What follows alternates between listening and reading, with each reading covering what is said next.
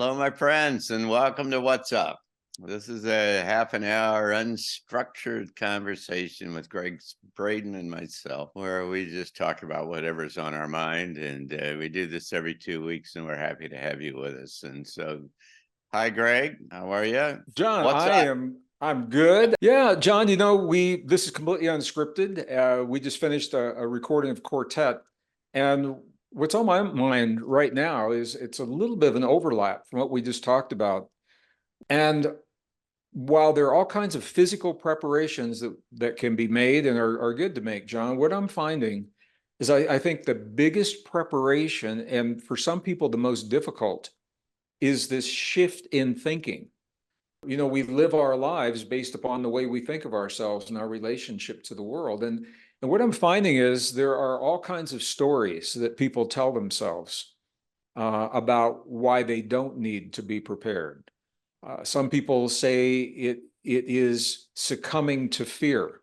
I think the fear comes from not being prepared, knowing that at any minute, the familiar things that we rely upon to take care of our families and ourselves, that those fragile things could go away. In your experience in your community, how do you find that people take that first step and allow themselves to shift their thinking? How do you find people make that shift? My experience is through the lens of the Arlington Institute. It's kind of like you raise a flag and they will come kind of thing, that where people, they understand that they need a supportive community. We got a dozen people that are working on a farm garden down here, and we've got a amateur radio group across the county that are all putting in place emergency communications.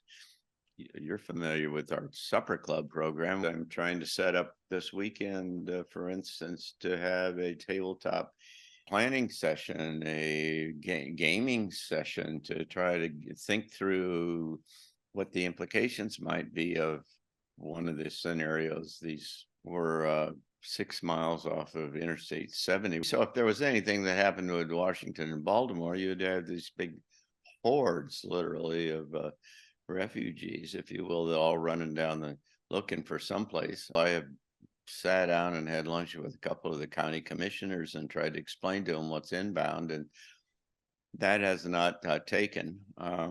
They have a lot of other things on their mind. I think I think there are probably some people that will never resonate with the message, as we would expect, because we're a diverse species here.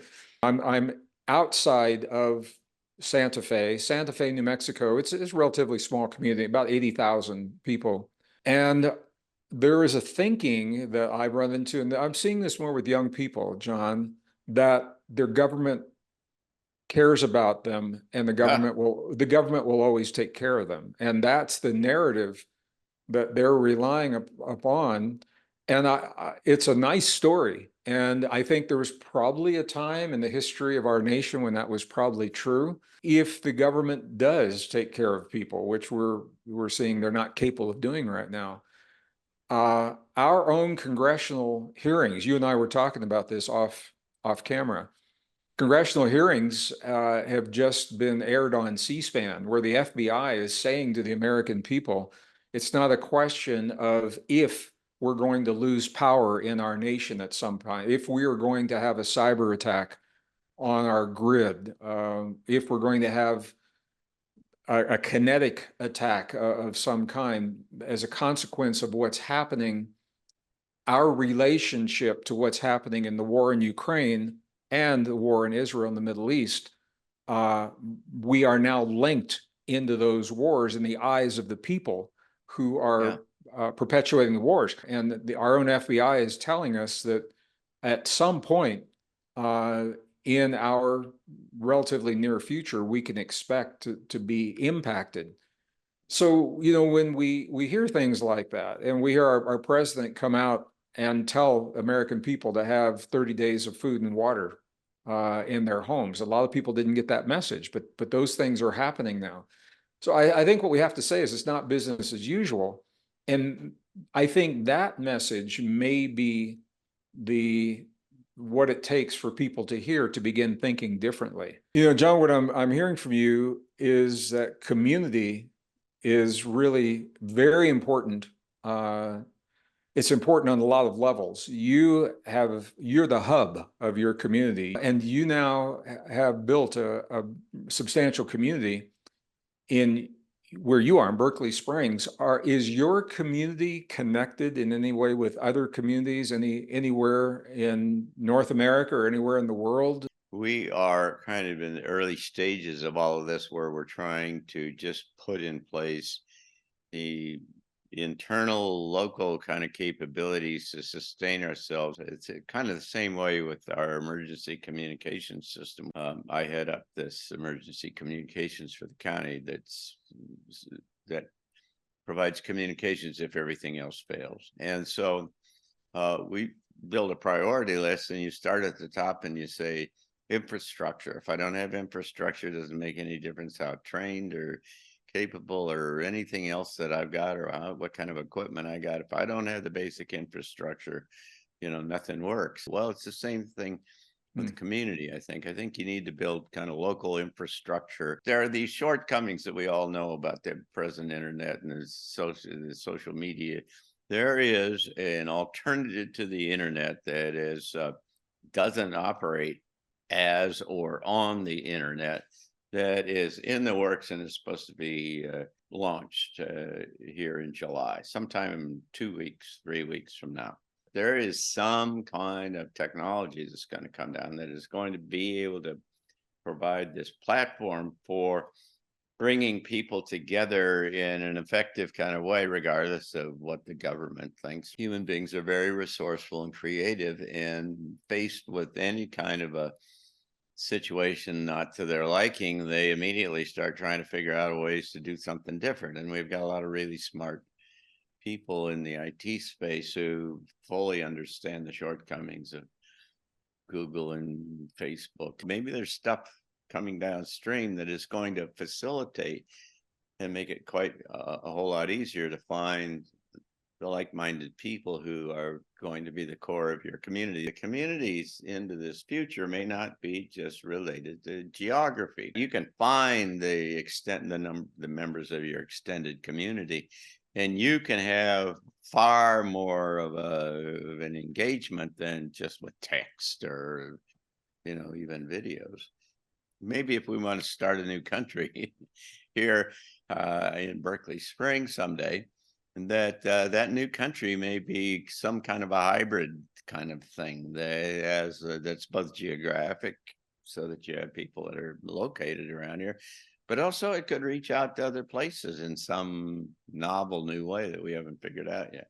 I am aware of during COVID, there was a group in Hungary that reached out to me and let me know that they were developing, they had the funding through Japanese business interests to develop an alternative to the internet.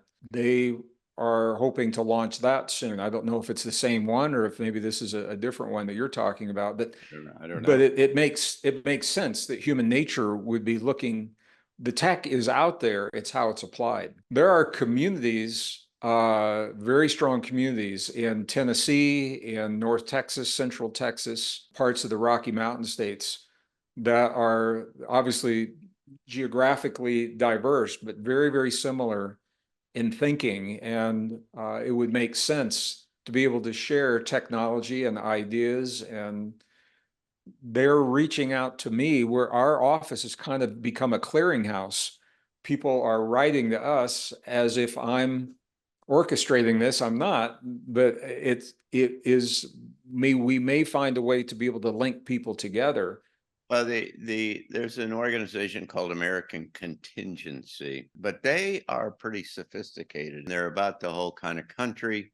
They've got training modules and videos and things, and they've got all kinds of checklists and other things for being able to deal with every different kind of aspect of what you need. I heard about them through their ham radio group. They have got something like 3,000 amateur radio operators around the country are Hmm. all tied together in a national network. It seems to me of a kind of a higher level, rather than just getting a bunch of guns and digging a hole to be able to defend yourself. You know, it's interesting. There is a segment of the population, this is all new. Things Mhm. they've never heard of, they've never thought about. They're saying, how come we've never heard this stuff? And why don't we know about this? Or they have heard it, and they heard it in a format where it was ridiculed and written off as, you know, whatever you want to call it, conspiracy stuff or whatever it is.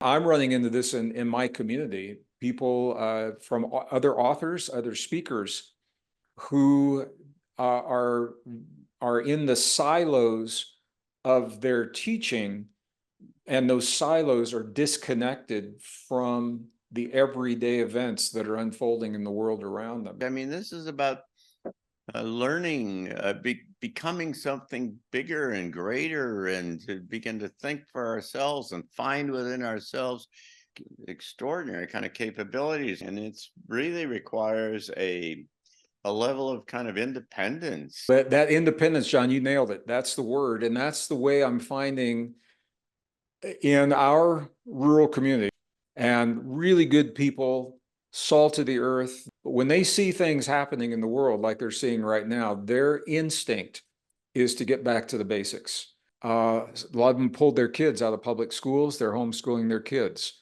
They are turning to natural traditional medicine. We can do this for ourselves, and to develop a deeper understanding of traditional healing and things like that, all going back to basics. Certainly growing food has been a big part of that. Even if they don't recognize or want to engage in the big picture, they're saying to take care of ourselves, we need to be a little bit more independent. And I think that's a good thing. It's what our country was built on.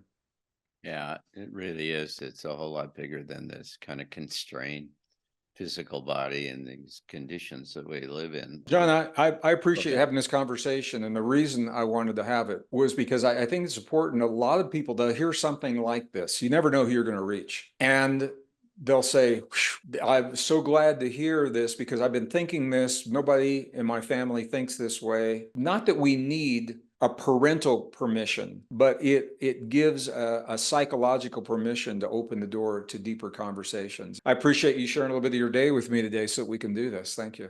Well, thanks a lot, Greg.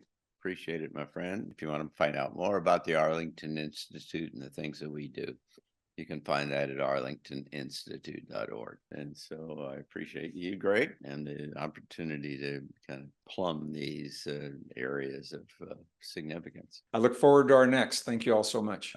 Take care. Bye-bye.